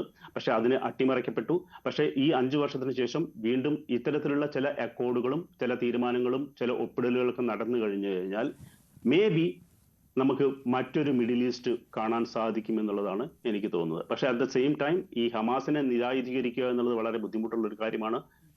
ഹമാസിനെ നിരായുധീകരിച്ചാൽ തന്നെ ഹമാസിന്റെ പേര് മാറ്റി വേറൊരു സംഘടനയായി മാറാം. ഇതിനകത്ത് ഒട്ടനവധി സ്പ്ലിറ്റ് എലമെന്റ്സ് ഉണ്ട്. ഇവരെല്ലാം നിയന്ത്രിക്കുക എന്നുള്ളത് ചെറിയൊരു സമയത്തിനകത്ത് നടക്കില്ല. പക്ഷെ കൺസിസ്റ്റന്റ് ആയിട്ടുള്ള ഒരു പ്രഷർ അറബ് മേഖലയിൽ നിന്നും ഇത്തരത്തിലുള്ള തീവ്രവാദത്തിനെതിരെ വരികയാണെങ്കിൽ തീർച്ചയായിട്ടും ആ മേഖലയിൽ സമാധാനം പുനഃസ്ഥാപിക്കപ്പെടുമെന്നാണ് എനിക്ക് തോന്നുന്നത്. തീർച്ചയായും ഭീകരവാദത്തെ പൂർണ്ണമായും എലിമിനേറ്റ് ചെയ്യുക എന്നത് എത്രമാത്രം ശ്രമകരമായ ദൗത്യമാണ് എന്നത് നമുക്കറിയാവുന്നതാണ്. സനന്ദ്, ഇപ്പോൾ ട്രംപ് ചൂണ്ടിക്കാട്ടുന്നത് സമാധാനമാണ്, UN ചെയ്യേണ്ടതാണ് ഞാൻ ചെയ്യുന്നത്, ഞാൻ 8 യുദ്ധം അവസാനിപ്പിച്ച് UN പിരിച്ചുവിടുക ആണ് വേണ്ടത്, അതിന് ചെലവാക്കുന്ന പണമൊക്കെ വേസ്റ്റാണ് എന്നാണ് ട്രംപ് പറയുന്നത്. അതേ ട്രംപ് 8 യുദ്ധം അവസാനിപ്പിച്ചു എന്ന് പറയുന്ന ട്രംപ് ഇനി അടുത്തതായി എനിക്ക് പാകിസ്ഥാനിലും അഫ്ഗാനിലും പ്രശ്നങ്ങൾ തീർക്കാനുണ്ട് എന്ന് പറയുന്ന ട്രംപാണ് യുക്രൈന് ടോം ഹോക്ക് മിസൈൽസ്, ദീർഘദൂര മിസൈൽ തരും, റഷ്യ ഒരു വിധത്തിൽ പറഞ്ഞാൽ കേൾക്കുന്നില്ല, അതുകൊണ്ട് കൂടുതൽ ആയുധങ്ങൾ, ദീർഘദൂര മിസൈലുകൾ യുക്രൈന് നൽകാൻ പോവുകയാണ് എന്നുകൂടി പറയുന്നു. അപ്പോൾ ഒരു ഭാഗത്ത് യുദ്ധം അവസാനിപ്പിക്കുന്ന ആളാണ് എന്ന് പറഞ്ഞുകൊണ്ടിരിക്കുന്ന ട്രംപ് തന്നെയാണ് മറ്റൊരു ഭാഗത്ത് യുക്രൈന് കൂടുതൽ ആയുധങ്ങൾ നൽകി റഷ്യയെ പോലെ ഒരു രാജ്യത്തെ ഇനിയും നേരിടാൻ തള്ളിവിടുന്നത്. തീർച്ചയായും ട്രംപിന്റെ നയങ്ങൾ നമുക്കൊരു കാലത്തും, ട്രംപ് എല്ലാ കാലത്തും സമാധാനത്തിനായിട്ട് നിൽക്കുന്ന ഒരാളാണെന്നോ 8 യുദ്ധങ്ങൾ അവസാനിപ്പിച്ചതുകൊണ്ട് അടുത്ത നോബൽ സമ്മാനം തീർച്ചയായും ട്രംപിന് തന്നെ കൊടുക്കണം എന്നാവശ്യപ്പെടുമോ, അതൊക്കെ ഒരു തരത്തിലുള്ള അനാവശ്യമായ ചർച്ചകളാണ്. അടിസ്ഥാനപരമായിട്ട് അമേരിക്കയുടെ വിദേശ നയം നമുക്ക് നോക്കിക്കഴിഞ്ഞാൽ അറിയാം, അത് പണ്ട് മുതലേ ഇത്തരത്തിലുള്ള ഡബിൾ സ്റ്റാൻഡേർഡ് ഉള്ളതാണ്. ഒരേ സമയം തന്നെ അവർക്ക് അനുകൂലമായ രാഷ്ട്രങ്ങൾ അല്ലെങ്കിൽ ശീതയുദ്ധത്തിന്റെ ഭാഗമായി ചില രാഷ്ട്രങ്ങൾക്ക് ആയുധങ്ങൾ കൊടുക്കുകയും അവിടെ ആഭ്യന്തരമായ പ്രശ്നങ്ങൾ ഉണ്ടാക്കുകയും മറ്റു രാജ്യങ്ങൾ അതുപോലെ തന്നെയുള്ള മനുഷ്യാവകാശ ധ്വംസനങ്ങളുള്ള രാജ്യങ്ങൾക്ക് വേണ്ടി നിലകൊള്ളുകയും ഒക്കെ ചെയ്യുന്ന ഒരു പൊതുവായ കാഴ്ചയാണ്. അത് പുതിയതായിട്ടുള്ള ഒരു കാഴ്ചയല്ല. ഇവിടെ ട്രംപിനെ സംബന്ധിച്ച് നമുക്കറിയാം, ഉക്രൈൻ യുദ്ധം ഒരാഴ്ചക്കകത്ത് അവസാനിപ്പിക്കും എന്ന് പറഞ്ഞുകൊണ്ടാണ് ട്രംപ് അധികാരത്തിലേറുന്നത് തന്നെ. ട്രംപിനെ സംബന്ധിച്ച് അത് അത്ര എളുപ്പമുള്ള ഒരു കാര്യമല്ല എന്നുള്ളത് മനസ്സിലാവുന്നു. റഷ്യയുമായിട്ട് പിന്നീട് സൗഹൃദത്തിലേക്ക് പോകുന്നു. ഒരുപക്ഷെ അടുത്ത കാലത്ത് ഒന്നുമില്ലാത്ത രീതിയിൽ ഒരു അമേരിക്കൻ പ്രസിഡന്റ് പുടിനുമായി സംസാരിക്കുന്നു, അലാസ്കയിൽ സംസാരിക്കുന്നു. അത്തരത്തിലുള്ള വലിയ രീതിയിലുള്ള നയവ്യതിയാനങ്ങൾ നടന്ന ഒരു കാലഘട്ടം കൂടിയാണ്. അതേ സംബന്ധിച്ച് കമ്പാരിറ്റീവ്ലി ഈസി ആയിട്ടുള്ള ഒരു ഏരിയ ആണ് ഈ പറയുന്ന ഗസ എന്നൊക്കെ പറയുന്ന കാര്യങ്ങൾ. അതല്ലെങ്കിൽ ഇന്ത്യ പാകിസ്ഥാൻ പോലുള്ള വിഷയങ്ങളെ സംബന്ധിച്ച് അദ്ദേഹത്തിന്റെ ഇൻവോൾവ്മെന്റ് എത്രയുണ്ട് എന്നൊക്കെ ഉള്ളത് രണ്ടാമത്തെ കാര്യമാണ്. പക്ഷെ സ്റ്റിൽ എളുപ്പത്തിൽ അദ്ദേഹത്തിന് ക്രെഡിറ്റ് ക്ലെയിം ചെയ്യാൻ പറ്റാവുന്ന ഒരു മേഖലയാണ് ഇത്. ഇവിടെയും ഇപ്പൊ സംഭവിച്ചത് അത് തന്നെയാണ് ഗസയെ സംബന്ധിച്ചുണ്ടായിട്ടുള്ളത്. ട്രംപ് കൃത്യമായിട്ട് അവകാശപ്പെടുന്നു. പക്ഷെ ഈ വിഷയത്തിൽ ട്രംപിനെ നമുക്ക് തള്ളിക്കളയാൻ പറ്റില്ല എന്നുള്ള അഭിപ്രായം തന്നെയാണ് എനിക്കുമുള്ളത്. തീർച്ചയായും ട്രംപിന്റെ സജീവമായ ഇടപെടലുണ്ട്. അത് പ്രധാനപ്പെട്ട ഒരു കാര്യം തന്നെയാണ്. നമ്മൾ ജോ ബൈഡന്റെ കാര്യം എടുത്തു കഴിഞ്ഞാൽ അദ്ദേഹമായിരുന്നല്ലോ ഈ തുടക്കത്തിൽ ഉണ്ടായിട്ടുള്ളത്. ജോ ബൈഡനെ ഒരു പരിധിക്ക് വിട്ടുകൊണ്ട് നെതന്യാഹുവിനെ ഈ വിഷയത്തിൽ ഇൻഫ്ലുവൻസ് ചെയ്യാൻ സാധിച്ചിട്ടില്ല എന്നുള്ളൊരു യാഥാർത്ഥ്യമാണ്. പക്ഷെ ജോ ബൈഡനെ വിശ്വസിക്കാത്ത നെതന്യാഹു ട്രംപിനെ വിശ്വസിക്കുന്നുണ്ട്. ആ വിശ്വസിപ്പിക്കാനായിട്ട് ട്രംപിന് സാധിച്ചു എന്നുള്ളത് പ്രധാനപ്പെട്ട ഒരു ഘടകമാണ്. അത് നെതന്യാഹുവിന് അദ്ദേഹം കൊടുത്തിട്ടുള്ള ഉറപ്പുകളാണ് എന്നുള്ളത് പ്രധാനപ്പെട്ട ഒരു കാര്യമാണ്. അതേസമയം തന്നെ അദ്ദേഹം ഭീഷണിയോ അല്ലെങ്കിൽ സമ്മർദ്ദമോ ഒക്കെ ഉണ്ട്. അത് ഉപയോഗിച്ചുകൊണ്ട് അറബ് രാഷ്ട്രങ്ങളെ കൂടെ നിർത്താനായി അത് പ്രധാനപ്പെട്ട ഒരു ഘടകമാണ്.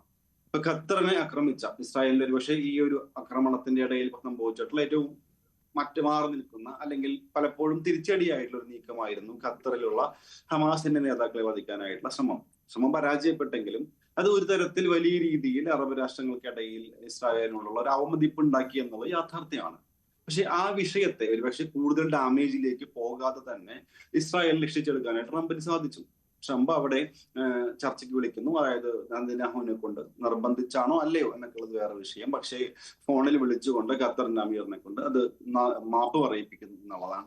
അപ്പൊ ആ രീതിയിൽ ഒരുപക്ഷെ ഓഫ് ദ ട്രാക്ക് ഇറങ്ങി കളിച്ചിട്ടുള്ള ഇസ്രായേലിനെ തിരിച്ച് ഖത്തറിനൊപ്പം എത്തിക്കാൻ സാധിക്കുകയും ആ ഖത്തറിനെയും ഈജിപ്തിനെയും ഒക്കെ കൂട്ടിക്കൊണ്ട് ടർക്കിയെ ഒക്കെ കൂട്ടിക്കൊണ്ട് ഒരു ചർച്ചയ്ക്ക് വരികയും ഹമാസിന്റെ നേതാക്കളെ സംഘടിപ്പിക്കുകയും അത് പിന്നീട് ഒരു 20 ദിന പദ്ധതിയിലേക്ക് വരികയും അത് ഒരു ഘട്ടത്തിലേക്ക് അതിന്റെ ആദ്യഘട്ടം എന്ന രീതിയിൽ ഇവിടെ പറഞ്ഞ പോലെ തന്നെ ഈ ഒരു സമാധാനം അല്ലെങ്കിൽ താൽക്കാലികമായി ബന്ദികളെ മോചിപ്പിക്കുന്നതിലും വെടിനിർത്തലിലേക്കും എത്തി എന്ന രീതിയിൽ. അതുകൊണ്ട് തന്നെ ഈ വിഷയത്തിൽ ട്രംപ് കേവലം ഇടവായനല്ല എന്ന് തന്നെയാണ് എനിക്കും അഭിപ്രായം. അതിനർത്ഥം ട്രംപ് ഇടപെടുന്ന എല്ലാ വിഷയങ്ങളിലും ജനുവിനാണെന്നോ അദ്ദേഹം ഒരു ലോക സമാധാനത്തിനായി നിൽക്കുന്ന നെൽസൺ മണ്ടേലയെ പോലെയുള്ള അടുത്ത സമാധാനത്തിനുള്ള നോബൽ സമ്മാനത്തിന് അർഹനാണോ എന്നൊന്നുമല്ല. പക്ഷെ ഈ വിഷയത്തിൽ ഒരുപക്ഷെ നമ്മൾ ചരിത്രം വരും കാലങ്ങളിൽ വിലയിരുത്തുമ്പോൾ ട്രംപിന്റെ ഒരു പക്ഷേ പോസിറ്റീവായി കാണാവുന്ന ഒരു വിഷയമാണ് ഇപ്പൊ സംഭവിച്ചെന്ന് മാത്രമാണ് എനിക്ക് തോന്നുന്നത്. വൈറ്റ് ഹൗസിൽ വന്നിട്ടുള്ള അമേരിക്കൻ പ്രസിഡന്റുമാരിൽ ഇസ്രയേലിന് ഏറ്റവും അധികം സഹായം ചെയ്ത വ്യക്തിയാണ് ട്രംപ് എന്നാണ് നെതന്യാഹു ഇന്ന് അഭിപ്രായപ്പെട്ടത്. അത് യുദ്ധത്തിൽ ഉൾപ്പെടെ നൽകിയ സഹായം പറഞ്ഞുകൊണ്ടാണ്. 67,000-ത്തിലധികം മനുഷ്യരാണ് അവിടെ കൊന്നു തള്ളപ്പെട്ടത്. അവിടെ മരിച്ചു വീണ കുഞ്ഞുങ്ങൾ 23,000-ത്തിലധികമാണ്. പട്ടിണി കിടന്ന് മരിച്ച കുഞ്ഞുങ്ങൾ വരെയുണ്ട്. ആശുപത്രികൾക്കും അതുപോലെയുള്ള എയ്ഡ് സെന്ററുകൾക്കും നേരെയാണ് കൂടുതൽ ആക്രമണം നടന്നത്. അതിനൊക്കെയും നൽകിയ പിന്തുണയ്ക്കാണ് നെതന്യാഹു ട്രംപിന് നന്ദി പറയുന്നത് എന്നതുകൂടി നമ്മൾ കാണണം. തിരിച്ചെത്താം ഇടവേളയ്ക്ക് ശേഷം. വീണ്ടും ചർച്ചയിലേക്ക്. ഡോക്ടർ ഗോപകുമാർ, നോക്കൂ, എങ്ങനെയാണ് ഈ സമാധാന കരാറിലേക്ക് വളരെ വേഗം കാര്യങ്ങൾ എത്തുന്നത് എന്ന് നോക്കിയാൽ പലസ്തീൻ എന്ന രാഷ്ട്രത്തെ അംഗീകരിക്കാനുള്ള ഫ്രാൻസ് ഉൾപ്പെടെയുള്ള രാഷ്ട്രങ്ങൾ മുന്നോട്ട് വരുന്നു. UN-ൽ നെതന്യാഹു സംസാരിക്കാനെത്തുമ്പോൾ അതിൽ ബഹുഭൂരിപക്ഷം രാഷ്ട്രങ്ങളും നെതന്യാഹുവിനെ ബഹിഷ്കരിച്ച് ഇറങ്ങിപ്പോകുന്ന കാഴ്ച ലോകം കാണുകയാണ്. അങ്ങനെ എല്ലാ വിധത്തിലും നെതന്യാഹു ഒറ്റപ്പെടുന്നു. പലസ്തീൻ രാഷ്ട്രത്തിനുള്ള പിന്തുണ ഏറി വരുന്നു. മുൻപ് ചരിത്രത്തിൽ ഒരു കാലത്ത് പലസ്തീൻ സ്റ്റേറ്റിനെ തള്ളിപ്പറഞ്ഞവർ പലസ്തീൻ സ്റ്റേറ്റിനായി നിലകൊള്ളുന്നത് കാണുന്നു. അങ്ങനെ ലോകം ഈ വിഷയത്തിൽ സ്വീകരിച്ചിട്ടുള്ള ലോകരാഷ്ട്രങ്ങൾ സ്വീകരിച്ചിട്ടുള്ള നിലപാടും വളരെ പ്രധാനമാണ്. ലോകരാഷ്ട്രത്തിന് മുന്നിൽ ട്രംപും നെതന്യാഹുവും മാത്രമായി പോകുമോ എന്ന ഒരു ഘട്ടത്തിലേക്ക് വരെ കാര്യങ്ങൾ എത്തിയപ്പോഴാണ് സമാധാനത്തിലേക്ക് കാര്യങ്ങൾ നീങ്ങുന്നത്. അപ്പോൾ ആ സമ്മർദ്ദങ്ങൾക്ക് ഇപ്പോൾ ഈജിപ്തിൽ നടക്കുന്ന ചർച്ചയിലേക്ക് ഒരു മേശയുടെ ഇരുവശത്തേക്കും കാര്യങ്ങൾ എത്തിച്ചതിൽ എത്രമാത്രം പങ്കുണ്ട്? വളരെ വളരെ ശരിയാണ്. നമ്മൾ യൂറോപ്യൻ രാജ്യങ്ങൾ ഇപ്പോൾ ഇസ്രയേലുമായിട്ടുള്ള നിലപാടുകളിൽ വ്യത്യാസം വന്നത് കാണാതിരിക്കരുത്. അതോടൊപ്പം തന്നെ ഏഷ്യയിലെ ജപ്പാൻ ഉൾപ്പെടെ യൂറോപ്പിലെ ജർമ്മനിയും ഫ്രാൻസും മറ്റനവധി യൂറോപ്യൻ രാജ്യങ്ങൾ പാലസ്തീനെ ഒരു സ്വതന്ത്ര രാഷ്ട്രമായി അംഗീകരിക്കണമെന്ന് ശക്തമായിട്ട് ഐക്യരാഷ്ട്രസഭയിലും മറ്റും വാദിക്കുന്നുണ്ട്. അത് മാത്രമല്ല, അന്തർദേശീയ തലത്തിൽ ഒരു വർണ്ണവെറിയുള്ള രാജ്യമായി ഇസ്രായേലിനെ വിമർശിക്കുന്ന ഒരു പശ്ചാത്തലത്തിലേക്ക് ലോക രാഷ്ട്രീയ രംഗം എത്തുന്നുള്ളതിൻ്റെ ഒരു സൂചനയാണ് നമ്മളെല്ലാവരും കണ്ടത്. വികസന രാജ്യങ്ങൾ ഉൾപ്പെടെയുള്ള അംഗരാജ്യങ്ങളെല്ലാം തന്നെ നെതന്യാഹുവിൻ്റെ പ്രസംഗത്തെ ബഹിഷ്കരിക്കാൻ പോയതും അദ്ദേഹത്തിന് കൂക്കുവിളി കേട്ടതുമില്ല. അപ്പോൾ ഇത്രത്തോളം 67,000 മുതൽ 70,000 വരെയുള്ള ആൾക്കാരെ കശാപ്പ് ചെയ്യുന്ന, പച്ചയ്ക്ക് കശാപ്പ് ചെയ്യുന്ന ഒരു സാഹചര്യം, ഹമാസ് എന്തൊക്കെ കുറ്റങ്ങൾ ചെയ്താലും അതിനുള്ള തിരിച്ചടി വളരെ വളരെ ക്രൂരമായി എന്ന് മനുഷ്യ മനസാക്ഷിയുള്ള എല്ലാവർക്കും അത് മനസ്സിലാക്കാവുന്നതാണ്. അതുകൊണ്ട് തന്നെയാണ് യൂറോപ്യൻ രാജ്യങ്ങളുടെ നിലപാടുകളിൽ ഈ പാലസ്തീന് അനുകൂലമായൊരു സാഹചര്യം വന്നിരുന്നത്. അപ്പോൾ ഇത് നമുക്ക് കാണേണ്ടത് ഈ ഈജിപ്തിൽ നടക്കുന്ന ചർച്ചയിൽ ഉൾപ്പെടെ പാലസ്തീൻ്റെ ഭാവിയെക്കുറിച്ചുള്ള ഒരു തീരുമാനം വരും. വാസ്തവത്തിൽ ഇന്നിപ്പോൾ ട്രംപ് നടത്തുന്ന പ്രഖ്യാപനങ്ങളും പ്രസംഗങ്ങളും എല്ലാം ഒരു വിജയിയുടെ ഭാഷയിലാണെങ്കിൽ, ഇല്ലെങ്കിൽ ഒരു അനുരഞ്ജനത്തിന് ജേതാവിൻ്റെ ഒരു ഭാഷയാണെങ്കിൽ, വാസ്തവത്തിൽ ഇസ്രയേലും കുറച്ച് പ്രതിരോധത്തിലാണ്. ആ പ്രതിരോധത്തിൻ്റെ ലക്ഷണങ്ങളാണ് യൂറോപ്യൻ രാജ്യങ്ങൾ അവർക്കെതിരെ തിരിയുന്നത്. മാത്രമല്ല, ഞാൻ നേരത്തെ ആദ്യം തന്നെ ചൂണ്ടിക്കാണിച്ചതുപോലെ അമേരിക്കയിൽ എന്തുകൊണ്ടാണ് ഈ പഴയതുപോലെ ഇസ്രായേലിന് പിന്തുണ ലഭിക്കാത്തത്? അത് ഒരു പരിധിക്കപ്പുറം പ്രസിഡന്റ് ട്രംപിന് ഇസ്രായേലിനെ കണ്ണടച്ച് പഴയ കാലത്തുള്ളതുപോലെ അന്ധമായിട്ട് പിന്തുണയ്ക്കാൻ പറ്റുന്നില്ല. പഴയ കാലത്ത് അങ്ങനെ ആയിരുന്നില്ല. ഒരു ജൂയിഷ് സ്റ്റേറ്റ് എന്നുള്ള കൺസെപ്റ്റിന് 100% പിന്തുണ ഉണ്ടെങ്കിൽ ഇന്നതില്ല, ആ നിലയിലില്ല. അപ്പോൾ ലോകരാഷ്ട്രീയ രംഗവും അമേരിക്കക്കകത്തുള്ള ജനാഭിപ്രായം എല്ലാം വിമർശനത്തിന്, ട്രംപിനെ അല്ല നെതന്യാഹുവിനെ ശക്തമായി വിമർശിക്കുന്ന ഒരു സാഹചര്യത്തിലേക്ക് എത്തി. യൂറോപ്യൻ രാജ്യങ്ങൾ പാലസ്തീനെ അംഗീകരിക്കുന്ന ഒരു രാഷ്ട്രീയത്തിലേക്ക് വരുന്നു. അതെല്ലാം ശുഭലക്ഷണങ്ങളാണ് കാണിക്കുന്നത്. കാരണം പാലസ്തീനെ അംഗീകരിക്കാൻ ഇസ്രായേലിൽ നിർബന്ധിതമായാൽ ഈ പ്രശ്നം തീരും. അതാണ് ഒരു വലിയ പരിധിവരെ തീരും. കാരണം പാലസ്തീനെ ഒരു ചരിത്രത്തിൻ്റെ ആഴങ്ങളിലേക്ക് ഇറങ്ങി ചെല്ലുമ്പോൾ ഇസ്രായേലിന് കുറച്ചൊക്കെ ന്യായങ്ങൾ പറയാനുണ്ട്. അത് സത്യമാണെങ്കിൽ പോലും 2 രാജ്യങ്ങളാകുക എന്നുള്ളതല്ലാതെ മറ്റ് പ്രായോഗികമായ ഒരു സൊല്യൂഷനും ഇല്ല എന്നുള്ളതാണ് വസ്തുത. പക്ഷേ രണ്ടുപേരും അയൽപക്കത്ത് പിണങ്ങാതെ, അതേസമയം ജിയോ പൊളിറ്റിക്കലായിട്ട് ഇതെല്ലാം ഭൂമി ശാസ്ത്രപരമായി ബന്ധപ്പെട്ട് കിടക്കുന്ന ഒരു 2 മേഖലയാണ്. ആ മേഖലയ്ക്കകത്തും വ്യക്തമായിട്ട് ധ്രുവീകരിക്കാൻ പറ്റാത്ത രീതിയിൽ, ഉദാഹരണമായി ഇസ്രായേലിനകത്തുള്ള പാലസ്തീനികൾ, അതോടൊപ്പം തന്നെ ഗാസ മേഖലയിലുള്ള ജൂതന്മാർ. അപ്പോൾ ഈ ചുരുക്കത്തിൽ ഇവരെല്ലാം മൈനോറിറ്റീസായിട്ട് നിൽക്കുന്ന, ഇവരെ അക്കോമഡേറ്റ് ചെയ്ത് അഡ്ജസ്റ്റ് ചെയ്ത് ഒരു ജനാധിപത്യ ക്രമത്തിലേക്ക് കൊണ്ടുവരണമെങ്കിൽ തീർച്ചയായിട്ടും ഇസ്രയേലും താഴേക്ക് ഇറങ്ങി വന്നാലേ പറ്റത്തുള്ളൂ. അതിനുള്ള സമ്മർദ്ദം യൂറോപ്യൻ രാജ്യങ്ങളിൽ ഉണ്ടാകും. അതവർ ചെയ്യുന്നുണ്ടെന്നാണ് സമീപകാലമായി നമുക്ക് മനസ്സിലാക്കാവുന്നത്. അപ്പോൾ ഐക്യരാഷ്ട്രസഭയിൽ ഒരു സമവായം വന്നാൽ പാലസ്തീനെതിരെയുള്ള വീറ്റോ അമേരിക്കയ്ക്കും പിൻവലിക്കേണ്ടി വരും. അങ്ങനെ വരുന്നൊരു സാഹചര്യത്തിൽ ഒരു പരിധിവരെയെങ്കിലും ഈ മധ്യപൂർവ്വ ദേശത്തുള്ള ഈ സംഘടനത്തിനൊരു അറുതി വരികയുള്ളൂ. ഇല്ലെങ്കിൽ ഇത് ദീർഘകാലം തന്നെ മുന്നോട്ട് പോകും. അതിൻ്റെ നഷ്ടം ഈ അമേരിക്കയ്ക്കും അല്ല, കൂടുതൽ ഇസ്രായേലിനാണ്, മിഡിൽ ഈസ്റ്റിലുള്ള ജനങ്ങൾക്കാണ്, പാലസ്തീനികൾക്കാണ്, ഇസ്രയേലികൾക്കാണ്, എല്ലാവർക്കും സർവനാശം ഉണ്ടാകുന്നൊരു സാഹചര്യമാണ്. ഇപ്പോൾ ഇവിടെ വിൻ വിൻ സിറ്റുവേഷനൊന്നും ഉണ്ടായിട്ടില്ല. ഇസ്രയേലിനും തിരിച്ചടി നല്ല കാര്യമായിട്ടുണ്ടായിട്ടുണ്ട്. അതേസമയം ഹമസിനെ നിരായുധീകരിക്കുന്നതിലാണ് ഇതിൻ്റെ ഒരു സൊല്യൂഷൻ്റെ ഒരു ഡയമെൻഷൻ എന്ന് പറയുന്നത് 100% ശരിയാണ്. അതുണ്ടെങ്കിൽ മാത്രമേ ഗസയിൽ സമാധാനം പുലരുള്ളൂ. അപ്പോൾ യൂറോപ്യൻ രാജ്യങ്ങളുടെ ആ മാറ്റം നമ്മളിവിടെ പരിഗണിക്കണം. അത് ഈ ചർച്ച അതിലേക്ക് കൊണ്ടുവന്നത് നന്നായി എന്നാണ് എൻ്റെ അഭിപ്രായം. തീർച്ചയായും. അഞ്ജന ശങ്കർ, നോക്കൂ, ഇവിടെ ഇപ്പോൾ വെച്ചിട്ടുള്ള 20 ദിന പദ്ധതി അത് തീർത്തും ഇസ്രായേലിൻ്റെ താല്പര്യങ്ങൾ സംരക്ഷിക്കുന്നതാണ്. പലസ്തീൻ സ്റ്റേറ്റിനെ കുറിച്ച് കൃത്യമായ നിർവചനമില്ലാത്തതാണ്. അപ്പോൾ കുറച്ച് തിരുത്തലുകൾക്ക് ട്രംപും തയ്യാറാകണം. ട്രംപിൻ്റെ പദ്ധതി മാറ്റി എഴുതി പരിഹാരത്തിലേക്ക് എത്തിയാൽ മാത്രമേ അത് സാധ്യമാകൂ. പൂർണ്ണമായും ഒരു സമാധാനത്തിലേക്ക് കാര്യങ്ങൾ നീങ്ങൂ എന്നതാണ് വസ്തുത. അതിൽ ഹമാസിനെ എത്രമാത്രം വിശ്വസിക്കാം, നെതന്യാഹുവിനെ എത്രമാത്രം വിശ്വസിക്കാം എന്ന ആശങ്ക എല്ലാ ഘട്ടത്തിലുമുണ്ട്. അപ്പോൾ ഈ യൂറോപ്യൻ രാഷ്ട്രങ്ങളുടെ ആയാലും അറബ് രാഷ്ട്രങ്ങളുടെ ആയാലും ഒക്കെ സമ്മർദ്ദത്തിൽ ആ 20 ദിന പദ്ധതിയെ ഒരു സാധ്യമാകുന്ന, 2 പക്ഷത്തിനും അംഗീകരിക്കാൻ പറ്റുന്ന ഒരു പദ്ധതിയാക്കി മാറ്റാൻ ഈജിപ്തിൽ നടക്കുന്ന ചർച്ചകൾക്ക് കഴിയുമോ? അതുതന്നെയാണ് ലോകം ഉറ്റുനോക്കിക്കൊണ്ടിരിക്കുന്ന ഒരു കാര്യം. കാരണം രണ്ട് കാര്യങ്ങളാണ് ഇതിൽ ഏറ്റവും പ്രധാനം. കാരണം ഒരു ലോങ് ടേമിൽ നമുക്ക് ഇങ്ങനെ ഒരു പീസ്ഫുൾ ആയിട്ടുള്ള ഒരു സൊല്യൂഷൻ ഉണ്ടാകുമോ എന്നറിയുന്നതിൽ ഒന്ന് തീർച്ചയായും ഹമാസിന്റെ ഡിസാർമമെന്റ്, നമ്മൾ അത് ചർച്ച ചെയ്ത് കഴിഞ്ഞു. രണ്ടാമത് Palestinian state, recognition of A Palestinian state, so that ഈ 2 സ്റ്റേറ്റ് സൊല്യൂഷൻ എന്ന് UN വരെ അംഗീകരിച്ചിട്ടുള്ള ഒരു ലോങ് ടേം സൊല്യൂഷൻ ഈ ഒരു പാലസ്തീൻ ഇസ്രായേൽ പ്രശ്നത്തിന് ഉണ്ടാകുമോ എന്നുള്ളതാണ്.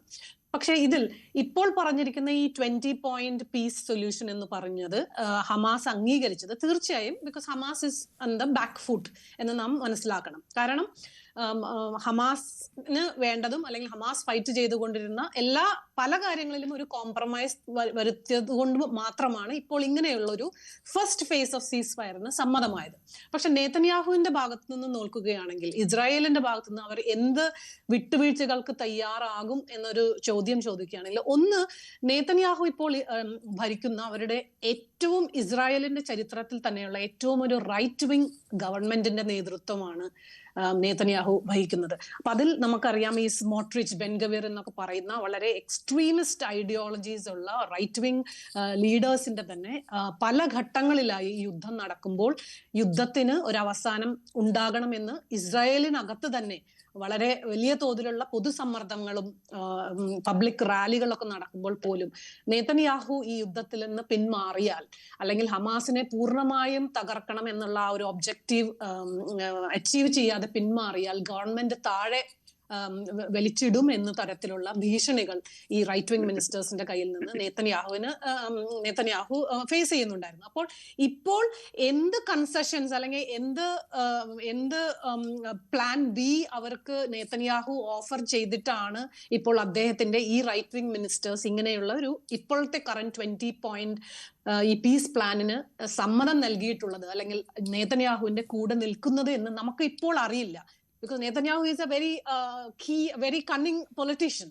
അദ്ദേഹത്തിന്റെ political survival is very important for him. അപ്പോൾ ഈ റൈറ്റ് വിങ് മിനിസ്റ്റേഴ്സിന് എന്ത് വാഗ്ദാനങ്ങളാണ് നെതന്യാഹു കൊടുത്തിട്ടുള്ളത് ഈ പീസ് പ്ലാനിന്റെ കൂടെ നിൽക്കാൻ എന്ന് ഇപ്പോൾ നമുക്ക് വ്യക്തമല്ല. കൂടുതൽ വെസ്റ്റ് ബാങ്കിലും മറ്റ് ഗാസയിലുള്ള കൂടുതൽ സെറ്റിൽമെന്റ്സിന് ഉള്ള പ്രോമിസുകൾ കൊടുത്തിട്ടുണ്ടോ എന്നുള്ള കാര്യങ്ങൾ നമുക്കിപ്പോൾ വ്യക്തമല്ല.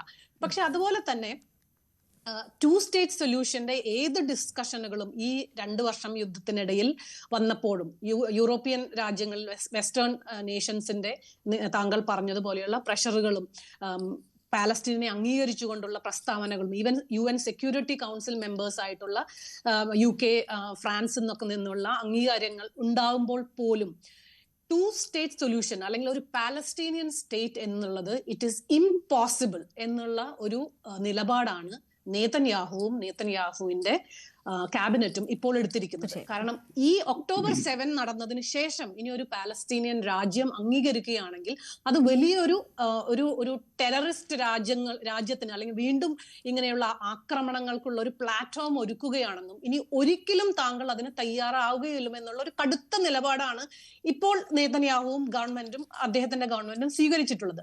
ആ പോയിന്റിൽ നിന്നും എത്രത്തോളം നെതന്യാഹു കൺസെഷൻസ് നൽകാൻ തയ്യാറാകും എന്നതിനനുസരിച്ചിരിക്കും നമ്മളിപ്പോൾ ഡിസ്കസ് ചെയ്യുന്ന ഒരു ലോങ് ടേം സൊല്യൂഷൻ. തീർച്ചയായും. എന്തായാലും ഈജിപ്തിലേക്കാണ് എല്ലാ കണ്ണുകളും.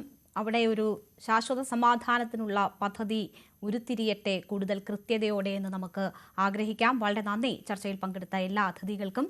ഇടവേളയ്ക്ക് ശേഷം ന്യൂസ് at 9 കാണാം. നമസ്കാരം. Safety check? All done, ma'am. Spaceship mein 6 airbags. Experience a space that's out of this world with the Maruti Suzuki WagonR. Space for life.